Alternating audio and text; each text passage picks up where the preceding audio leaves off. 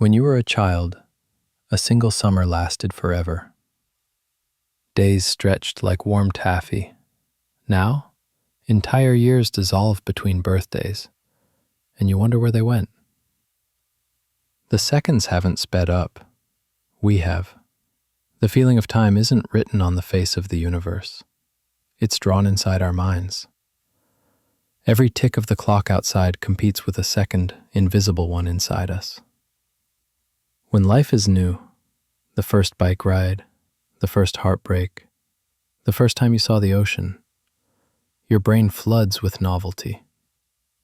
Every moment becomes a bright spark that demands attention, and attention stretches time. That's why children live in slow motion. Their brains are cartographers of wonder, mapping a world they've never seen before. Each discovery takes space in memory, and those memories stack like pages. The more pages you fill, the longer the chapter feels. Adulthood, though, is a loop. We stop noticing the texture of things. The brain, trying to conserve energy, records less detail. Days repeat, unremarkable, until the page is thin and time collapses. So time doesn't fly because the clock runs faster. It flies because you stop writing new moments into it. Neuroscientists call this the holiday effect.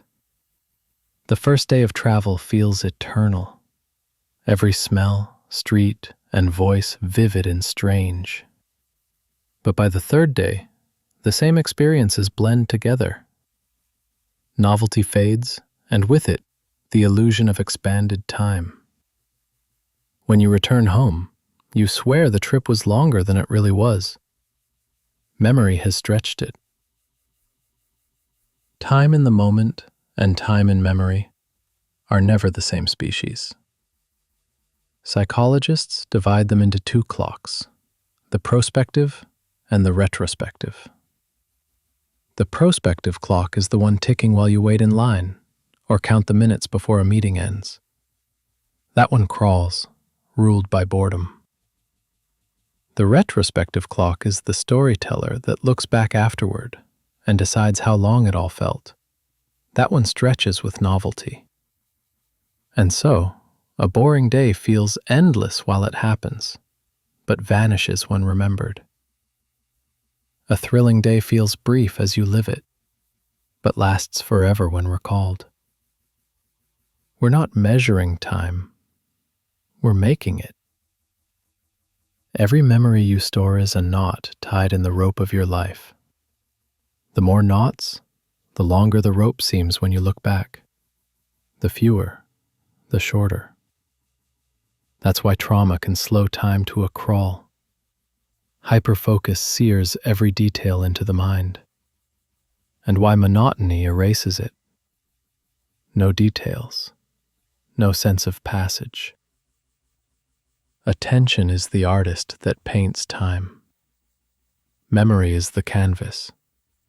Emotion is the light. It's unsettling to realize that the thing we trust most, the steady march of time, is actually a feeling we build moment by moment. When we fall in love, the world floods with detail again. Every glance, every touch, vivid. Time stretches. When we lose someone, the world dulls. Days blend into gray. Time folds. In that sense, time isn't a river we drift through. It's the wake we leave behind as we move. And yet, somewhere deep down, we still long for the child's version. The slow afternoons, the endless summers, the sense that tomorrow is so far away, it might never come. But perhaps that's the quiet challenge of growing up, learning to make time expand again, not by chasing novelty, but by paying attention.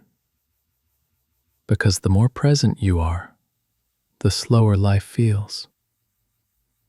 And the slower it feels, the longer it lasts. For centuries, we treated time as something simple, an arrow drawn straight and true across the universe. It ticked forward with perfect rhythm, indifferent to everything that lived inside it. This was the time of Isaac Newton, mechanical, absolute, and universal. In Newton's world, time was the stage on which all motion played out. It never bent, never faltered. Every second, everywhere, was equal. But then came Einstein, and he tore down the stage itself. He showed us that time doesn't flow the same for everyone, that the faster you move, the slower your time runs, that gravity, mass itself, can stretch, warp, and even freeze time. If Newton's time was a river, Einstein's was an ocean, swirling, folding, sometimes even standing still. Imagine two twins. One stays on Earth, the other boards a ship that races close to the speed of light. When the traveler returns, she's barely aged. Her twin, left behind, has grown old. Both lived every second as it passed. Both clocks ticked normally in their own hands. Yet the universe disagrees on how much time they lived. That's relativity, not just a theory of motion, but a revelation about reality itself. Because it means time isn't a constant, it's a fabric. And the heavier the object, the deeper it pulls that fabric down. Around Earth, time flows a little slower than in space. Around a black hole, it almost stops. That's not metaphor, it's measurable. Astronauts aboard the International Space Station age microseconds slower than we do. GPS satellites must correct for time dilation to stay accurate. Every message, every coordinate, every direction you use on your phone depends on Einstein's warped time to function. So when we say time moves slower in space, it's not poetry, it's physics. And yet, it feels like poetry anyway, because it suggests that time isn't something we pass through, it's something that bends around us. We are not passengers in time, we are the curves in its surface. And at the edges of those curves, things get stranger. Black holes are the most extreme clocks in the cosmos. As you approach one, time slows almost to nothing. From the outside, you would appear frozen, a living statue at the event horizon. But from your own point of view, you would fall right through, crossing into a place where before and after stop existing. There's no universal now. Each of us carries our own clock, our own slice of time. Physicists call this the relativity of simultaneity, the unsettling truth that there's no single moment shared by all of us. Right now, as you listen, your now is not the same as mine. Even if we stood side by side, light takes time to travel between us, and in that fraction of a moment, our worlds diverge. There is no perfect synchronization, only approximate harmony. And yet we build our lives pretending that time is shared, that we all move together under the same clock face. We hold birthdays, meetings, countdowns, as though the universe is keeping score. But the truth is, time has never belonged to the universe. It belongs to each of us, to the path we carve through space. Your heartbeat is your metronome. Your memories are your seconds. Even physics, in all its elegance, cannot separate the measurement of time from the thing that feels it. So maybe time is not what the clock shows, but what the universe experiences as it changes. Every vibration of an atom, every collision of stars, every neuron firing, time is the story change tells itself. Newton gave us a clockwork universe. Einstein gave us a living one, soft, bending, breathing. And somewhere between those two visions lies the truth that time is not fixed, not absolute, not even steady, but a dance between what is happening and who is watching. If the universe bends time through gravity, then the brain bends it through attention. Our minds are full of clocks, not one ticking machine, but a choir of tiny drummers keeping uneven time. There's the circadian rhythm, pulsing once every 24 hours, tuned by sunlight. There's the ultradian rhythm, cycling every 90 minutes, shaping our focus and fatigue.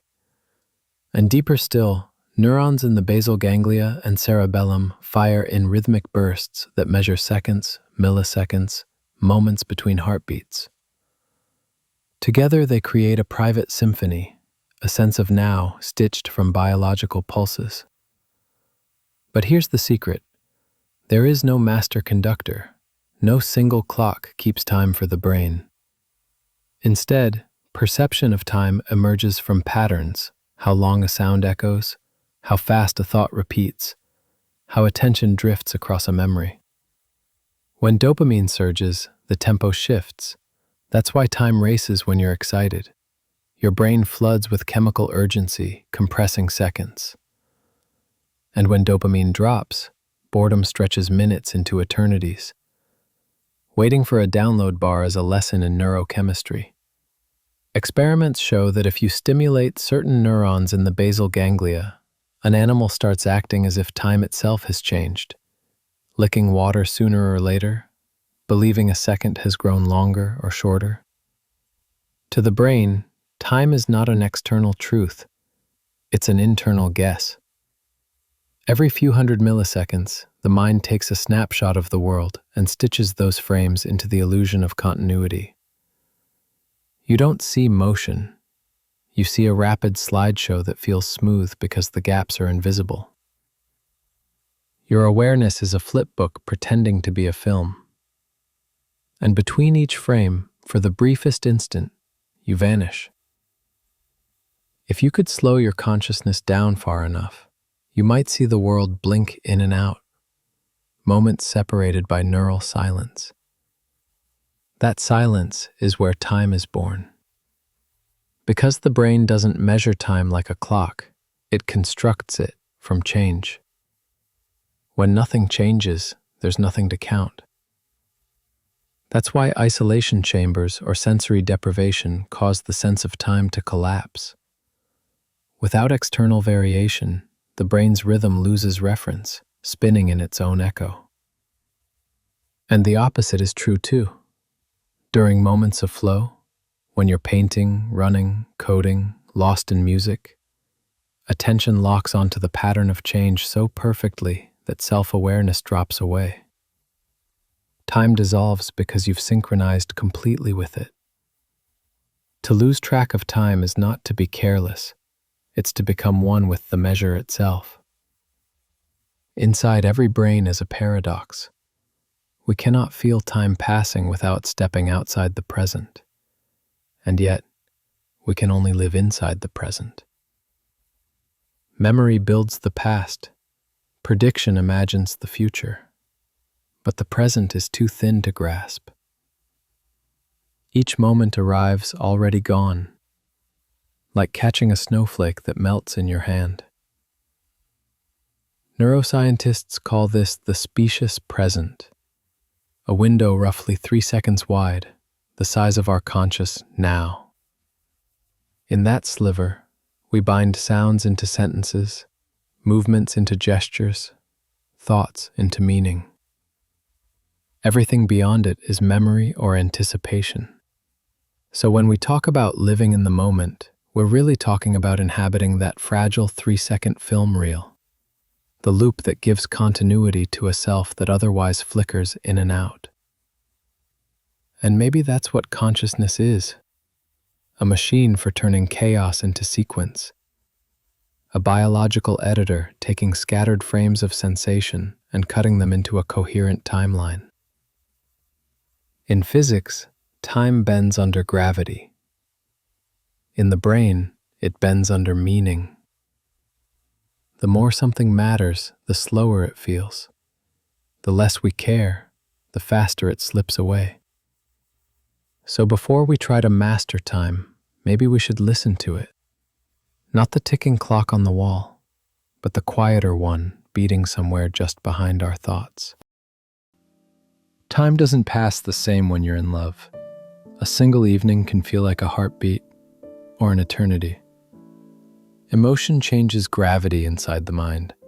It bends seconds the way mass bends space. We talk about killing time when we're bored, but in truth, time kills us more efficiently when we stop feeling. Our emotional states are internal metronomes. Joy tightens the rhythm, every pulse electric. Fear sharpens it, milliseconds stretch into miles. Sadness slows it, seconds drag like heavy feet. When adrenaline floods the bloodstream, as in an accident or a fall, perception splits. You see more frames per second, as if the world moves in slow motion. It's not that time itself slows. Your brain just records more detail, stuffing memory with extra frames. That's why trauma feels endless when it happens, and eternal when remembered. Pain stretches perception outward. Pleasure collapses it inward. Love, though, breaks all the equations. When you're with someone you love, time seems both infinite and non-existent. Hours disappear. But when you're apart, every minute aches. Emotion folds time like paper. Distance and nearness cease to follow geometry. We measure love in moments, not years. That's why a single memory, a look, a laugh, a shared silence, can live longer than the people who made it. Grief, on the other hand, destroys time's symmetry. The future collapses inward. The past becomes a haunting. You stop counting days. You count absences. Everything moves on, except you. Psychologists call it temporal dislocation, the feeling that you're out of sync with time itself. You wake up in a world that is kept going without you, and you resent its momentum. Time doesn't heal, it forgets. You're left to decide whether to follow it or stay behind. But sometimes, emotion makes time bloom again. Art, music, beauty, they reactivate wonder, the same chemistry that once made childhood infinite. When a song moves you, when a sunset feels unreal, when you tear up without knowing why, that's your brain expanding the frame rate of life. In those moments, the seconds widen enough for awe to enter. You feel fully alive, not because more time has passed, but because you finally noticed it passing. Emotion is not the opposite of reason. It's the engine that powers the experience of time. Without emotion, life would be an endless film of equal-length frames. Efficient, colorless, forgettable. With emotion, it becomes uneven. A rhythm that stumbles, swells, accelerates, pauses. That irregularity is what makes it human. So when we say time heals, what we really mean is that emotion changes. The wound doesn't shrink, your relationship to it evolves. the sharp edges of pain soften, memory smooths over the details, and slowly, seconds regain their normal size. But scars are memories that refuse to obey time's eraser. They remind us that emotion carves deeper grooves than any clock can measure. And maybe that's why we chase meaning. Because meaning is the only way to slow time down. Every strong emotion leaves a mark on the film of consciousness. We don't remember how long something lasted, only how deeply it made us feel. In the end, emotion is not a distortion of time. It's proof that time is alive, stretching, folding, breathing through every heartbeat. So the next time you lose track of time or feel it drag, don't blame the clock. Listen to what your heart is trying to tell you.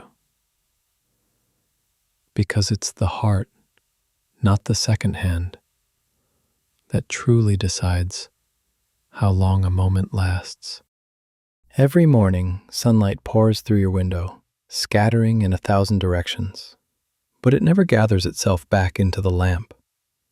A broken glass won't unbreak. Smoke doesn't return to the match. Memories don't rewind themselves into the future.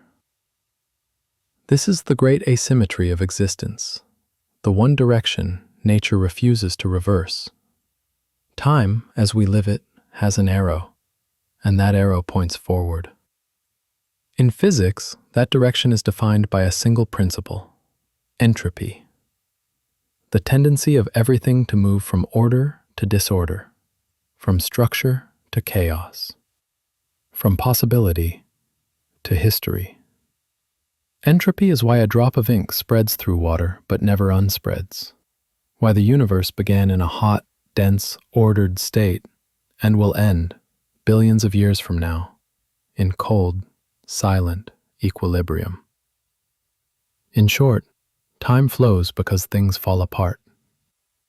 At the microscopic level, the laws of nature don't care which way time runs. Atoms colliding follow reversible equations.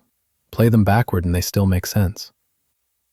But once you scale up, to cups, to planets, to people, disorder always wins. Entropy grows, and with it, the illusion of time moving forward.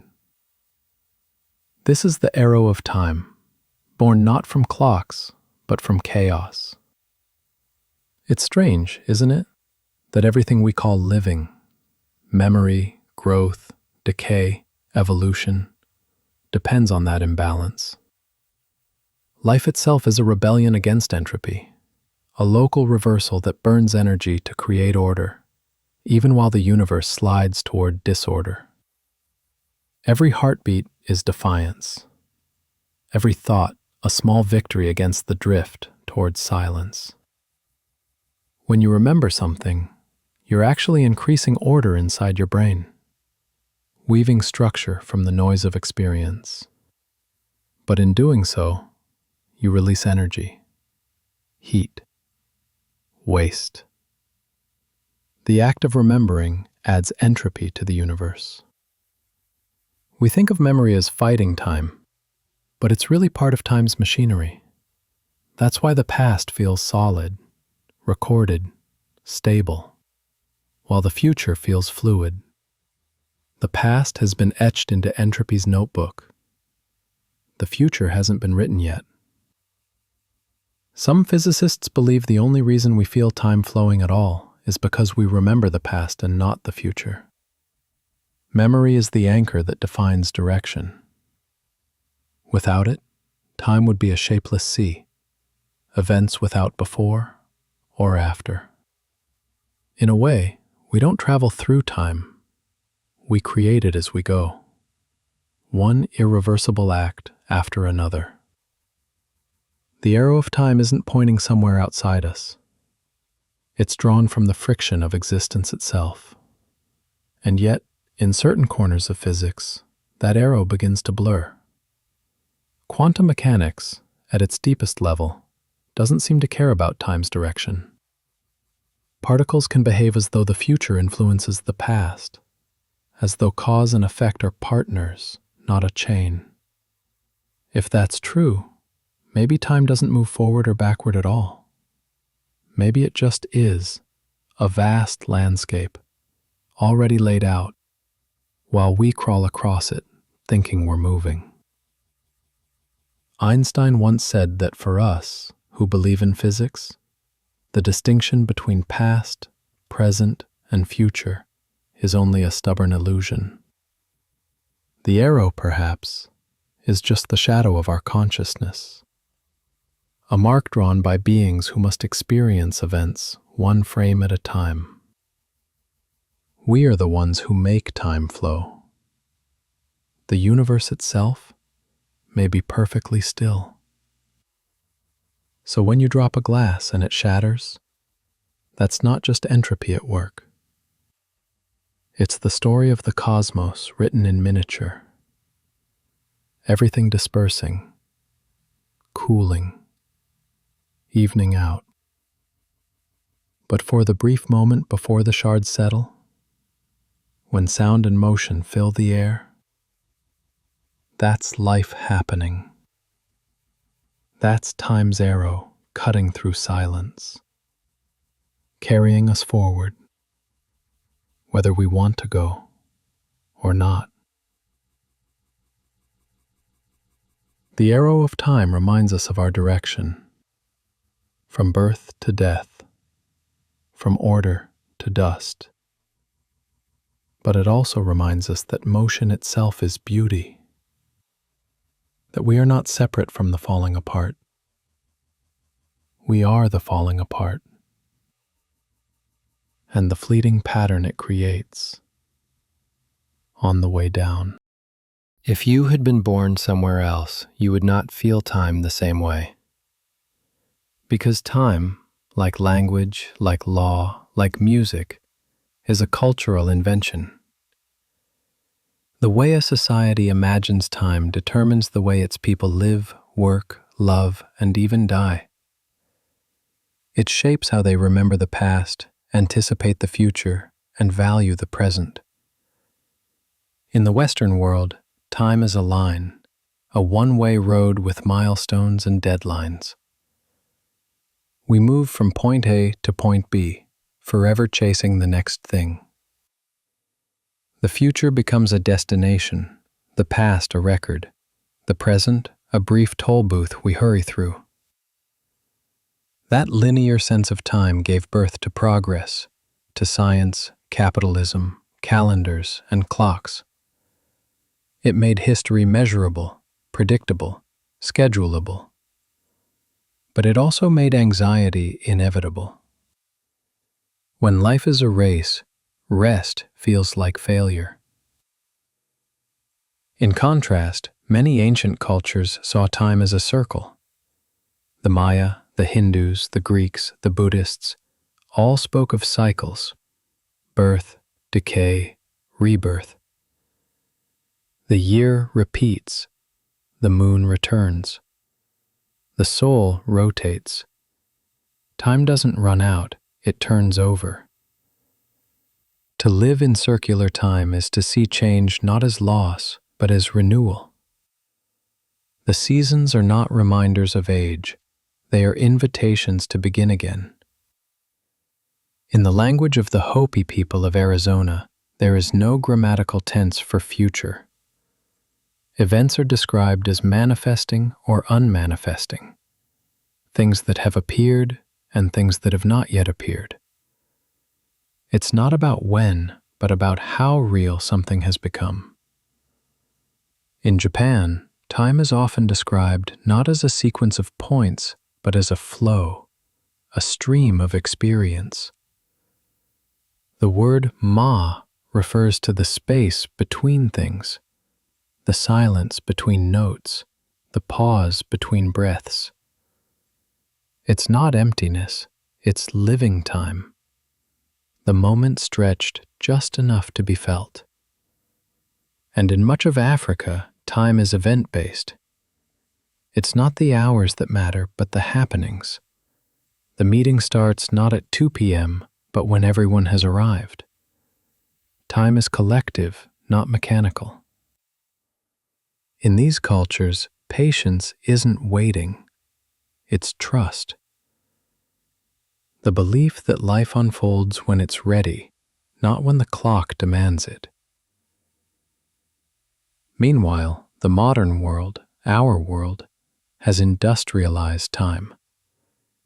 We've quantified it into minutes, seconds, deadlines, and data. We wear it on our wrists. We sell it. We even say we spend it as if it were currency. But that language comes with a cost. When time becomes money, every unproductive moment feels like debt. Silence feels wasteful. Stillness feels wrong. Maybe that's why we crave vacations, weekends, and digital detoxes, temporary escapes from the tyranny of the linear clock. We call them breaks, but what we're really breaking is the illusion that time has to move only one way. When you stand at a beach and watch waves roll in, you're touching cyclical time. When you share a meal with family and lose track of the hour, you're living event-based time. When you pause to breathe between words, you're feeling Ma, the sacred interval. Time has many shapes, and each shape changes what it means to be human. In a linear world, death is an ending. In a circular one, it's transformation. In a flowing one, it's a continuation. Perhaps the truest understanding lies in blending them. To live with purpose as if time were a line, but to forgive ourselves as if it were a circle. Because in the end, no matter what shape time takes, it always folds back into presence.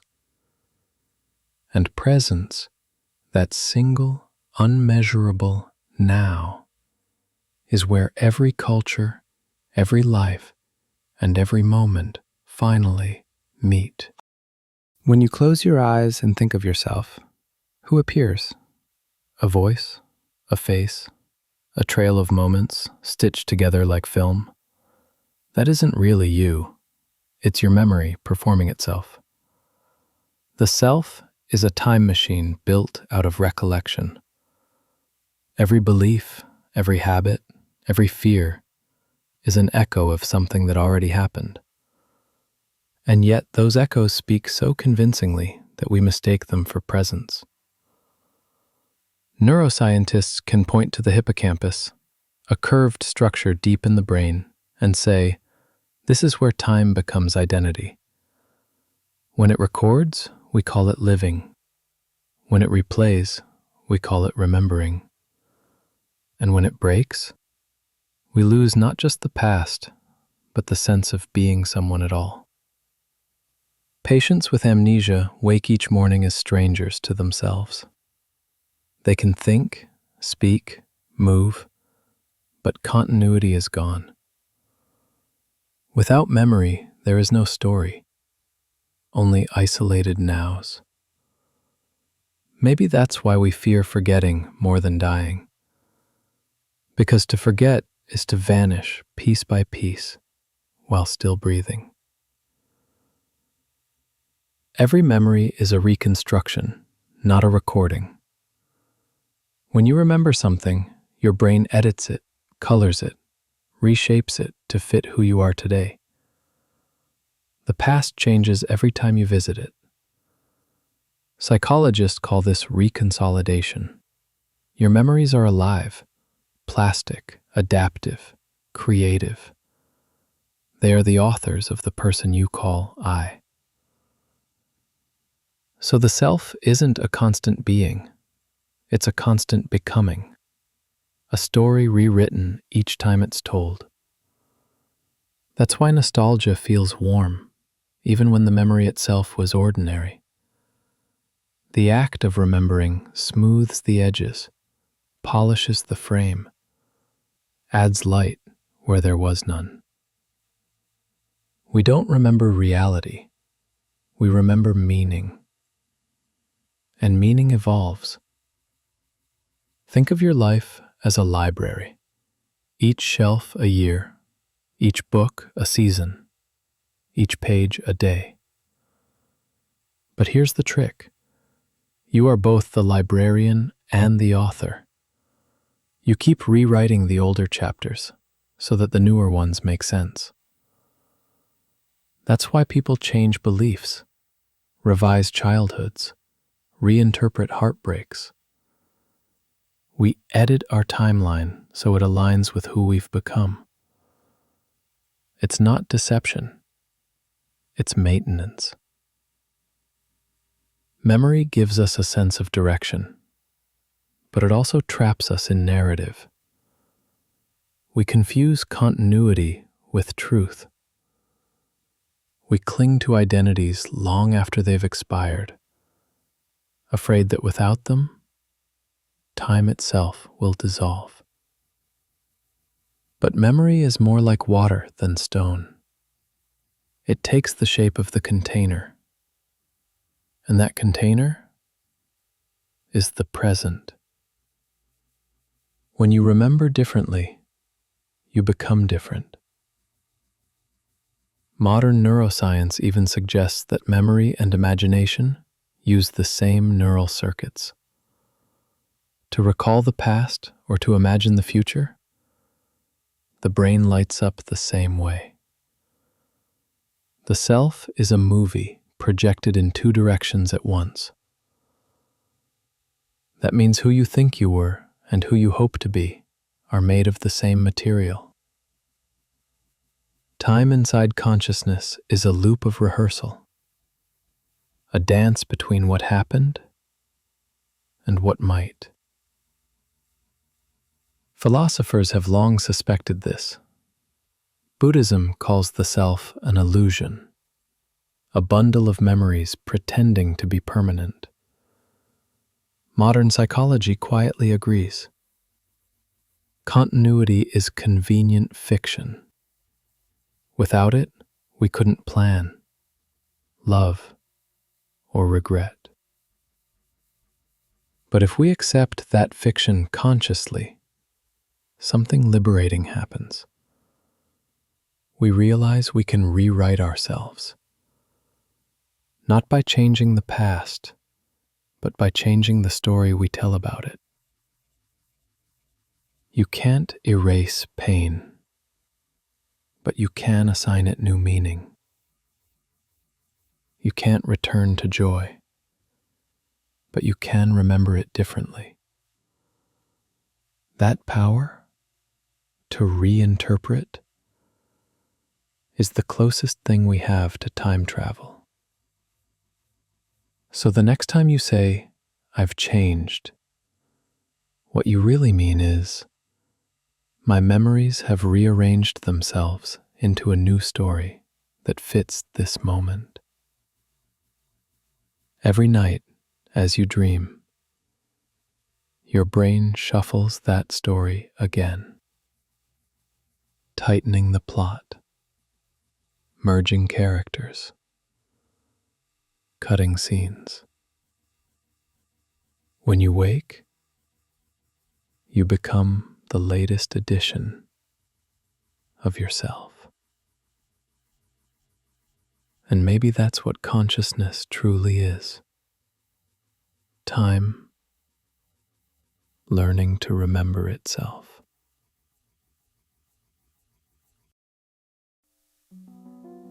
There is a point in every life when you realize you've been living mostly in the past and the future. We replay old moments, we forecast new ones, and somewhere between the two, the present slips quietly by, unnoticed. The present is the most fleeting form of time. By the moment you name it, it's already gone. And yet, it's the only thing that ever truly exists. Everything else, The years behind you, the hopes ahead, lives only as imagination. Memory is the past reconstructed. Expectation is the future rehearsed. The present is what's left when both dissolve. For most of history, humans treated the present as a bridge, a narrow path connecting what has been to what will be. But a few traditions have treated it as the destination itself. In Buddhism, they call it nowness. In Japanese philosophy, it's ichigo ichie, one meeting, one moment, never to be repeated. And in modern psychology, we call it flow, that state where time bends to match attention. When you are fully present, seconds lose their edges. The distinction between observer and observed fades. There's only the act, writing, running, listening, breathing, unfolding on its own. The body stops anticipating, the mind stops editing, and reality reveals itself as a continuous event. Neuroscientists describe this as temporal integration, the brain synchronizing its internal rhythms so perfectly that the self's narration pauses. It feels timeless, not because time disappears, but because awareness expands to fill it completely. Children live in this state by accident. Artists chase it by instinct. Monks cultivate it by discipline. For most of us, the present moment is like a shy animal. It appears only when we stop trying to capture it. You can't grab it, you can only notice it. And noticing it is enough. That's what mindfulness really means. Not a trick, not a ritual, but a simple act of awareness. This breath, this sound, this sensation in your hand, right now. And every time you notice it, you lengthen it. Attention slows perception. It stretches the moment, the way light slows in glass. Imagine a life where presence itself becomes your measure of wealth. Not hours earned, not goals achieved, but seconds fully experienced. A single minute of pure awareness could feel longer than a wasted day.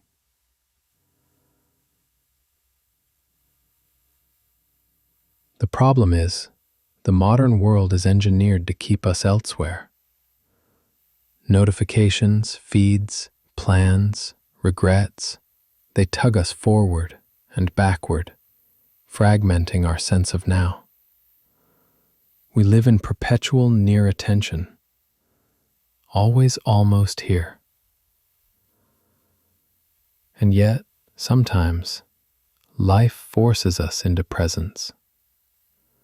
When danger strikes, or beauty overwhelms, or love feels too real to ignore, time vanishes, replaced by clarity. Those moments, the ones that make us gasp, are glimpses of eternity disguised as seconds. The irony is that time feels longer when you stop tracking it. When you stop counting, it stops escaping. Mindfulness doesn't slow time, it stops our resistance to it. Because it's not time that hurries, it's us. And when you stop hurrying, when you really arrive, the present opens like a door. It doesn't contain seconds or minutes. It contains infinity. If you could freeze any single instant, the way a child laughs, the way sunlight hits a wall, the way silence sounds before sleep, you'd see that it already contains everything. The whole of life condensed into one impossible now. You can't live in the present forever, but you can visit it often. And each visit leaves a mark, a reminder that time isn't just passing through us. Sometimes, if we pay attention, we're the ones passing through it.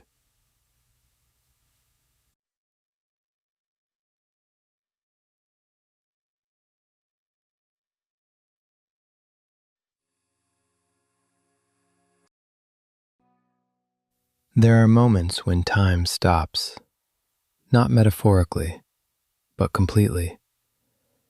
Moments so intense or so empty that the flow collapses into a single, endless point. For most of us, those moments arrive without invitation. A brush with death, deep grief, a sudden shock. But some seek them on purpose, through meditation, prayer, music, or substances that loosen the grip of self. Across cultures, mystics have called this state by many names: enlightenment, samadhi, ego death, nirvana. Scientists call it temporal dissolution, the subjective sense of time gone. To describe it is nearly impossible because language itself depends on sequence. But those who've experienced it speak of timelessness, a feeling that everything is happening at once, or that nothing is happening at all. For the monk in deep meditation, hours vanish. For the patient in a near-death experience, a lifetime flashes in seconds. For the artist lost in creation, the clock dissolves entirely. Different paths, same horizon. What disappears first is the boundary between now and then. Then, the line between you and the world starts to blur. And what's left is something unmeasurable. Consciousness without coordinates. Modern neuroscience can watch this happen. When the default mode network, the brain's storytelling system, quiets down, the sense of time collapses with it. The circuits that separate self from world fall silent, and awareness spreads out, borderless. Without the self's narrator keeping track, there's no before or after, only being. Some find it terrifying, the vertigo of infinity. Others find it ecstatic, the relief of letting go. Both reactions come from the same root, the loss of control. Because time is control. It's how the self organizes chaos. Remove it, and the self dissolves too. In controlled studies, experienced meditators show drastically altered time perception. Their internal clocks stretch, seconds elongate into silence. Brain scans reveal increased activity in regions linked to attention and compassion, and decreased activity in those that mark time's passage. It seems that when the mind stops grasping for moments, it enters all of them at once. Some describe it as infinite presence, a feeling that past, present, and future coexist, layered like light. Others say it feels like stepping outside the film of reality and seeing every frame simultaneously. To the outside observer, it's just a person sitting still. But inside, an entire universe has gone quiet. And yet, even these timeless moments eventually end. The brain reboots. The ego reappears. Time returns. Slower at first, like a tide creeping back over sand. Afterward, the world feels slightly different. Colors brighter. Sounds deeper. The illusion of time reassembled, but thinner, translucent. You can see through it now. People who have touched this stillness often lose their fear of death, not because they believe in something beyond, but because they've already experienced a kind of ending and discovered that awareness continues. They realize that what dies is the clock, not the consciousness that reads it. Maybe that's what all spiritual practice is. Rehearsal for the death of time. The attempt to meet stillness not as an interruption, but as truth. We chase moments that make us forget the ticking. Love, art, awe, devotion. Because deep down we know they reveal what we are beneath time. When time dies, only being remains. No story, no self, just awareness, vast and silent, watching the universe breathe. And when we return from that silence to emails, noise, seconds, minutes, maybe that's the quiet lesson it leaves behind. Time is not a prison. It's a practice. We can step out of it any time we remember how. The future doesn't exist, not yet. And yet, every thought we have seems to lean toward it. We plan, hope, fear, and prepare for something that hasn't happened and might never happen. That ability to imagine what comes next is humanity's greatest trick, and perhaps its greatest curse. Neuroscientists say that the same brain network that remembers the past is the one that invents the future. Memory and imagination are twins. When we recall yesterday, we reconstruct. When we anticipate tomorrow, we do the same thing, just forward instead of backward. It's called mental time travel. The brain constantly simulates possible futures, testing outcomes before they happen, learning from events that haven't occurred.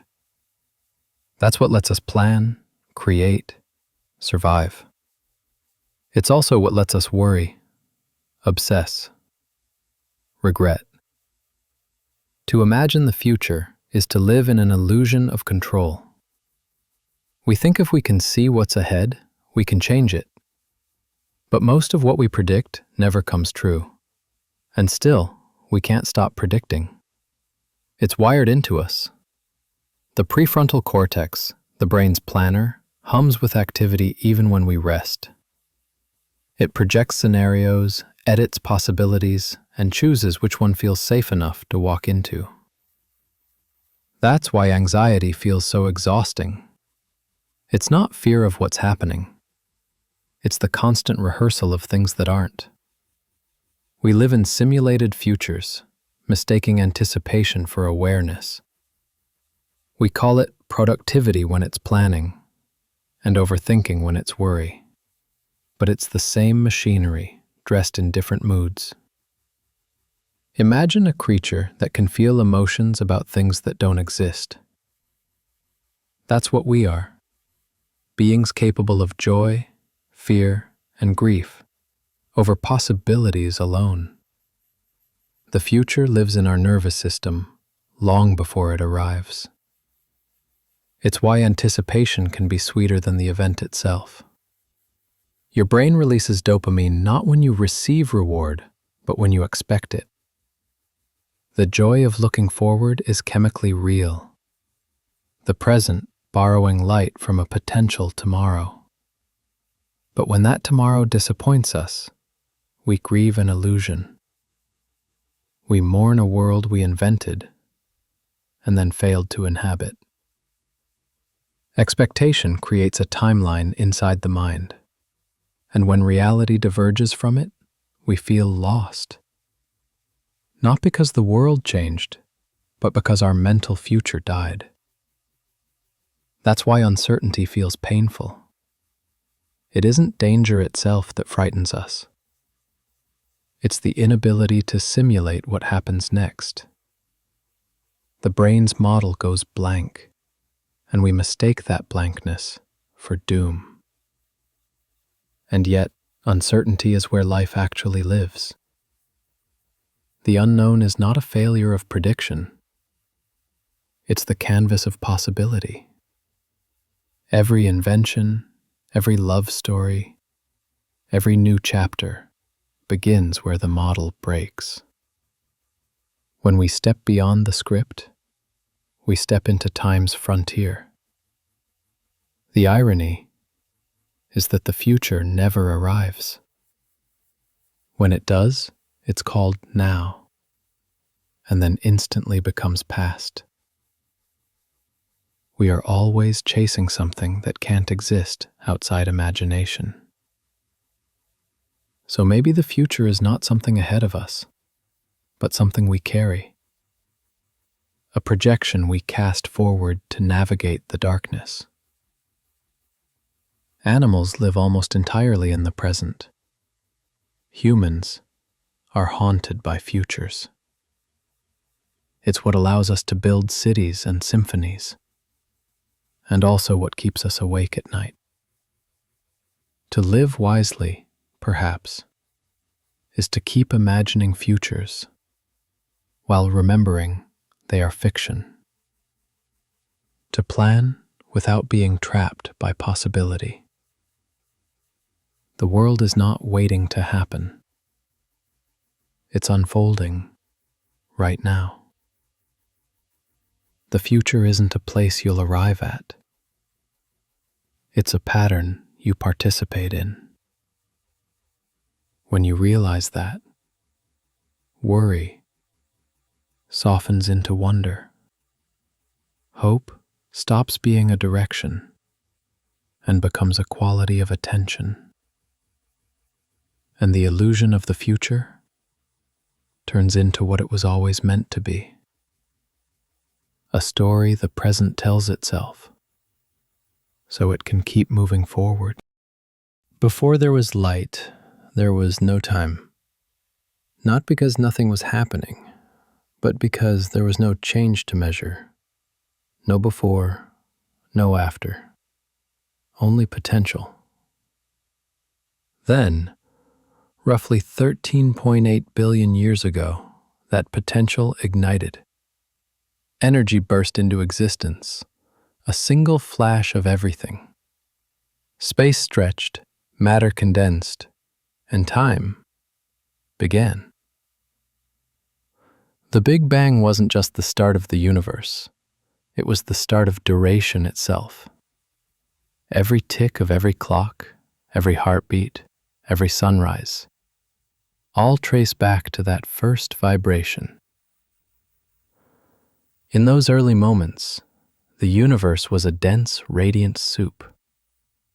There was no day or night, no galaxies or gravity wells, just expanding possibility. As it cooled, time slowed down, and structure emerged. Hydrogen formed, stars ignited, and the universe learned rhythm.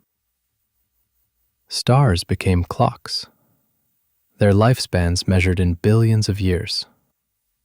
Planets circled them like gears. Even the orbits of moons kept time with their shadows. Everything that could exist did so in a choreography of cause and effect. Cosmic time moves differently from ours. To us, a year is long. To a mountain, it's a breath. To a galaxy, it's the blink of an eye. Imagine time as a river flowing from the Big Bang. For billions of years, that river carved valleys of energy and matter, swirling into stars, then planets, then beings who could notice it. We are ripples that became aware of the current. But even rivers reach the sea. And so will time. Physicists predict that the universe will not last forever. One day, far beyond imagining, stars will exhaust their fuel. Galaxies will drift apart. Black holes will fade through evaporation. And in the end, only thin radiation will remain, a dark silence approaching absolute zero. It's called the heat death, not because it burns, but because it ends. A universe so spread out and uniform that nothing happens anymore. No motion, no change, no time. At that edge, the story closes as it began. Stillness beyond measure. And yet, even in that distant quiet, some theories suggest something else could begin. A quantum fluctuation, a spark in the void, a new universe expanding with a new clock. Perhaps cosmic time is not linear, but cyclical. Rebirth disguised as ending. If so, then maybe we live in one frame of an infinite reel. Each Big Bang a heartbeat in eternity. But for us, tiny creatures of fleeting centuries, cosmic time is too vast to hold. We are the mayflies of the Milky Way. Our entire recorded history fits into the blink of a cosmic second. And yet, within that second, we built stories, symphonies, equations. We took the cold math of space-time and filled it with meaning. That may be the universe's strangest trick. It created beings who could measure its age, mourn its impermanence, and marvel at its design. We are not outside cosmic time. We are its consciousness. The universe became aware of its own timeline through us. So when you look at the night sky, remember, every star you see is a memory. Their light began its journey long before you were born. You're not watching the present. You're looking into history. And somewhere, billions of light years away, another being might one day look back and see our time. The faint flicker of a civilization that tried to understand the clock it came from. Maybe that's what it means to exist. To be both the moment and the memory, both the second hand and the watcher, both the dust and the dream of time itself. If everything we've seen is true, then time is not a river, it's an ocean, endless, silent, and already full. And what we call the passing of time is just the movement of our awareness through its depths. From the first flicker of the Big Bang to the quiet ticking in your wrist, the rhythm hasn't changed. Only the listener has. Time doesn't flow. We do. Every clock, every calendar, every wrinkle and heartbeat, these are translations, ways the universe tells itself the same story in different languages. When we look back, we call it memory. When we look forward, we call it imagination. When we notice both at once, we call it life. The physicists tell us time may be an illusion. The mystics say it's an illusion worth living through. And somewhere between the equation and the prayer lies the truth. That illusion is the only way infinity can be experienced. Think about this. Every instant that ever happened still exists somewhere on space-time's canvas. You, as a child, are still laughing. You, years from now, are still breathing. Each version of you is a frame in the eternal film of the universe. You're just the projector's light moving across it. That means loss is relative. Endings are perspective. In the grand design, nothing truly disappears.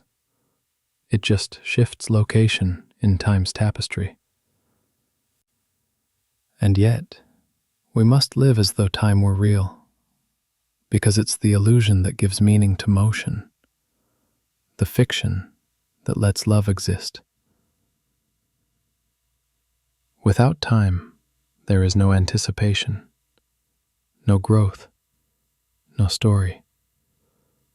We'd be frozen in perfection, and perfection, after a while, is just another word for stillness. So maybe the purpose of time isn't to measure change, but to allow it, to let the universe experience itself, not all at once, but one heartbeat at a time. Think of music. If you played all notes together, you'd have only noise. Spread them through time, and you have a song. Maybe the universe chose time for the same reason, so that being could become beautiful. The physicists measure time in seconds. The poets measure it in sighs. The lovers in stolen glances. And somewhere between them all, reality keeps time to a rhythm only silence can hear. We began as atoms in a furnace of stars. We learned to count the seconds those stars burned. And now we find ourselves asking whether time itself was ever there at all. Maybe it doesn't matter. Maybe what matters is that we feel it, that we ache for the past and reach for the future, that we live inside a heartbeat, pretending to be eternity. Because even if time is an illusion, it's the only one that makes love possible.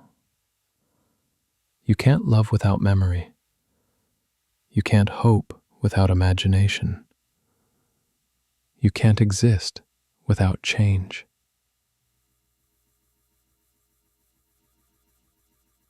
So instead of trying to escape time, maybe the secret is to let it touch us completely, to let it pass through, to feel every second for what it is. The universe noticing itself again and again through different eyes. We are not victims of time. We are time, remembering itself as human.